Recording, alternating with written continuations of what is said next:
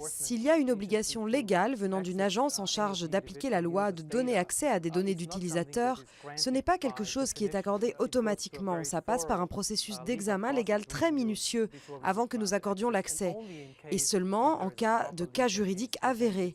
Donc de toutes les requêtes que nous avons chaque année, il y a environ 65% d'entre elles qui sont satisfaites. Toutes les autres sont refusées.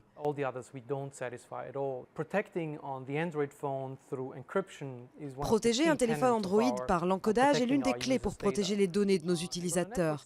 Du côté du réseau, nous avons été pendant des années de grands défenseurs de l'encodage sur le chemin depuis les données du navigateur jusqu'au serveur. C'est quelque chose que beaucoup suivent aussi. J'espère qu'un jour, tout le trafic sur Internet sera encodé. Where all of the internet is encrypted, all the traffic on the internet is encrypted. The threat landscape is obviously rapidly evolving and changing. Le paysage des menaces évolue et change évidemment rapidement. Si je regarde par rapport à mes débuts il y a 2 ans dans cette industrie, nous avions affaire à environ 5 nouveaux virus informatiques par mois et nous avions l'impression d'être bien occupés à cette époque. Eh bien désormais, il y a environ entre 200 et 300 000 nouveaux éléments de logiciels malveillants chaque jour. Beaucoup sont générés automatiquement par ordinateur et créent des défis significatifs pour l'industrie en général.